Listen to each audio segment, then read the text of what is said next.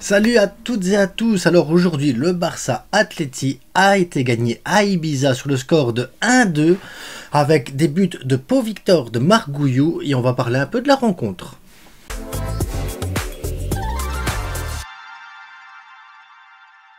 Alors j'espère que vous allez bien, merci à mon partenaire.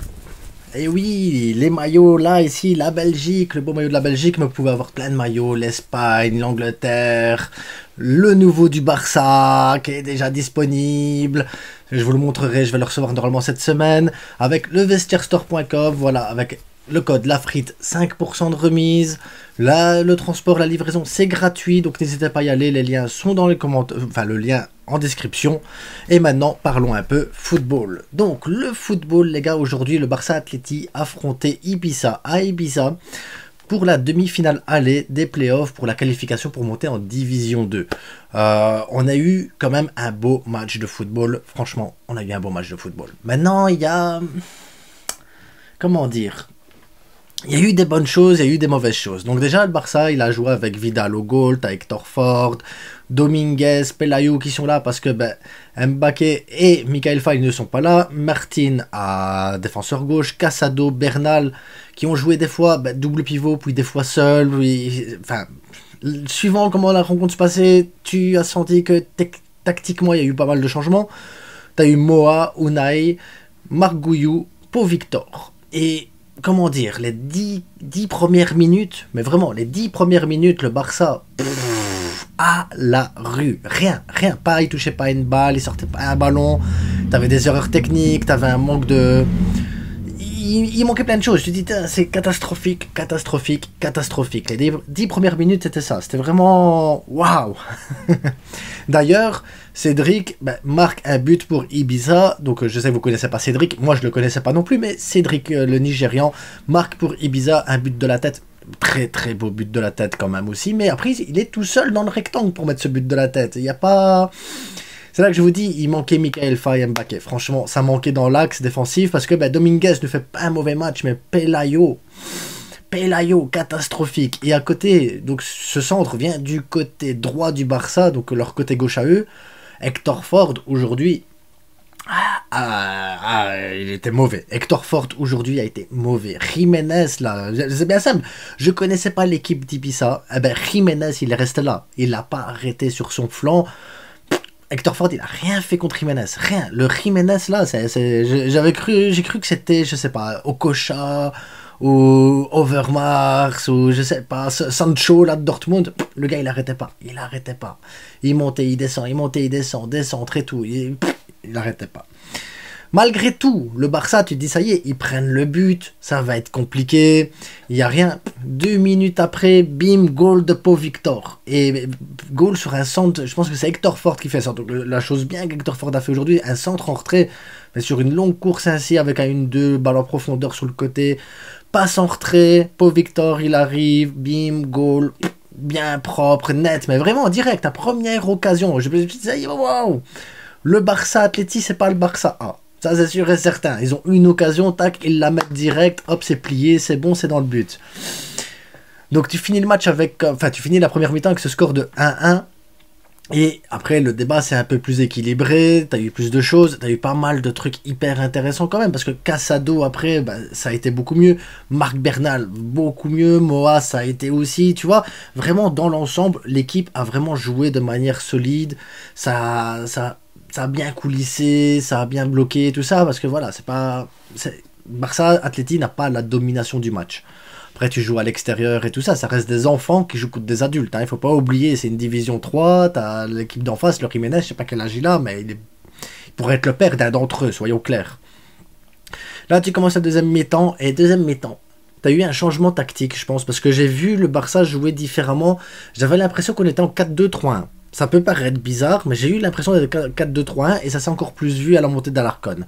Mais avant la montée d'Alarcón, tu as eu des occasions pour le Barça, des occasions pour Ibiza, poteau, une parade puis le poteau là. Et tu as eu des têtes, tu as eu des trucs. Le Barça a souffert, vraiment le Barça a souffert, il faut dire ce qui est. Et je pense que le Barça a souffert parce que, je sais pas, j'ai cette impression là que c'est comme l'équipe 1 des fois, il marche.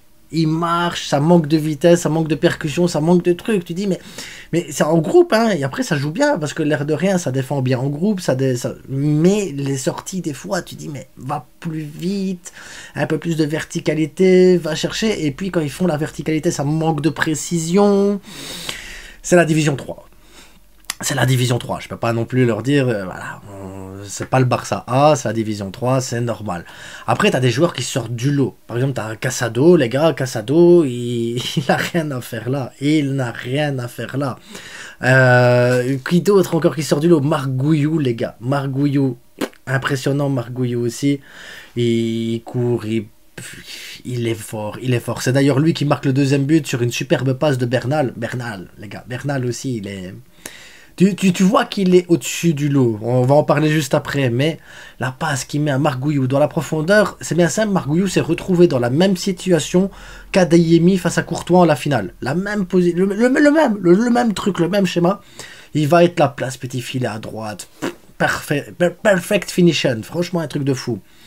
Et tu dis quand même, il y a quand même des trucs au Barça B, hein, parce que tu commences avec un Pau Victor, un Marc Gouillou, Unai, puis après tu fais sortir un, tu fais rentrer Alarcon. Alarcon, il est aussi, tu vois, le petit gabarit et tout, costaud et tout. Il court, mais il court aussi, lui, truc de fou. Et après, ben, comme j'ai eu cette impression du 4-2-3-1, je l'ai senti un peu isolé en attaque. C'est dommage, mais c'est comme ça, je l'ai senti isolé. Après, on a joué encore plus défensif, et c'est là que je vous dis, Marc Bernal, c'est là l'intelligence que tu vois quand même d'un joueur. C'est que ce gars-là, il jouait relayeur début de match, puis il a joué dans le double pivot avec Casado, et après, ben, vu que Dominguez Paléo, c'est pas top, il a joué défenseur central entre les deux pour justement éviter des têtes ou des trucs et tout ça. Et le gars, tu sors des ballons propres et tout, c'est nickel. Mais ça, tu dois avoir un QI foot de dingue pour réussir à te positionner différemment pendant le match, t'adapter. Parce que des fois, à un moment donné, le Barça, les 15-20 dernières minutes, c'était à 6 derrière, les gars. C'était du 6-3-1 ou un truc comme ça, mais c'était... Voilà, on a souffert. Le Barça Athlétique a souffert, mais... Quand tu souffres, que tu tiens le score, que tu marques des buts, tu joues à l'extérieur et que tu gagnes contre des pères de famille, qu'est-ce que tu veux de plus? Surtout que oui, bah, c'est pas toute l'équipe qui mérite d'aller en équipe 1, hein, soyons clairs. Hein. Moi, Marc Gouillou, oui, il a sa place en équipe 1 en tant que remplaçant. Pau Victor, il a fait l'action, il aurait pu mettre le but de l'année, le gars, avec sa montée là. Et le gars, il démarre à 70 mètres du goal adverse, il te fait une montée en dribblant et tout... pointe de vitesse de fou, il rate l'action à ça du poteau, elle passe à ça du poteau. Sinon, c'était le but de la saison. Vraiment le but de la saison. Le gars, il finit Pichichi avec la B cette année et il appartient à Girona. Il coûte que 3 millions. Tu dis 3 millions pour Victor, ça vaut le coup. Ça vaut le coup, soyons clairs. Après, comme j'ai dit, il y a donc Pau Victor, Marc Gouillou, Unai qui est très très bon aussi. Unai des sorties de balle, Casado, ouais, Casado a rien à faire là. Déjà, c'est honteux que le Barça B le fasse jouer là et honteux que le Barça A ne le fasse pas jouer avec eux parce que c'est honteux. Marc Bernal et après Hector Ford, mais aujourd'hui il est compliqué. Mais après, ces joueurs-là, c'est des joueurs qui ont la capacité d'être remplaçants en équipe 1. Casado, même titulaire à la place d'Oriol s'il faut, il n'y a pas de problème. Mais le reste, ça reste des joueurs de Division 3 avec le niveau Division 3. Soyons clairs, il n'y a pas non plus toute l'équipe qui est vraiment monstrueuse. Ce qui fait que, oui, quand tu as un match comme celui-là et que tu vas aller gagner à l'extérieur contre Ibiza, qui est quand même une belle équipe aussi, parce qu'ils ont bien joué, ils ont vraiment belle équipe d'Ibiza, tu te dis qu'il y a quand même un sacré potentiel et qu'ils peuvent pas gâcher. Match retour, c'est au Barça, tu dois gagner chez toi au Barça pour aller à la finale, pour aller te qualifier pour la Division 2. Cette équipe-là mérite la Division 2, clairement. Il y a pas de contestation à avoir, il y a rien. Ils sont bons, ils sont très très bons les gars. Surtout qu'il te manque des joueurs et tout, donc voilà. C'était mon débrief du Barça Athlétique, les gars. On a gagné. Et j'ai eu des émotions de fou, hein. Parce que ça fait longtemps, hein. Quand tu regardes le Barça A, t'es comme ça, tu regardes le match, ouais, ok.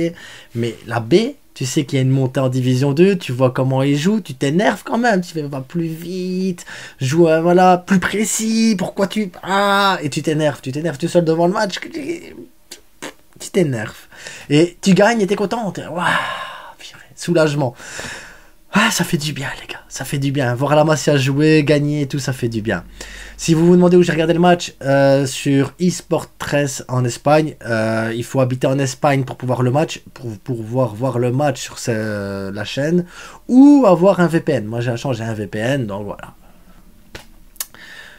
Ah, ça fait du bien. Ça fait du bien un peu de voir du positif côté Barça, les gars. En attendant, je vous souhaite à tous une bonne journée. Demain, petite vidéo qui va sortir, ce sera en soirée parce que j'aurai pas le temps de la tourner, je travaille, mais la vidéo ça portera sur le Barça est-il vraiment en retard sur le Real Madrid, est-ce que la venue d'Mbappé va changer grand chose, est-ce que vraiment on a les armes pour aller se battre pour la Liga, une Ligue des Champions et tout ça on va en parler demain, vous en faites pas les gars, et ça va être positif, le plan est en marche. Ah oui, abonnez-vous, likez, partagez et n'oubliez pas, c'est que du foot les gars, que du foot. Mais ça fait du bien.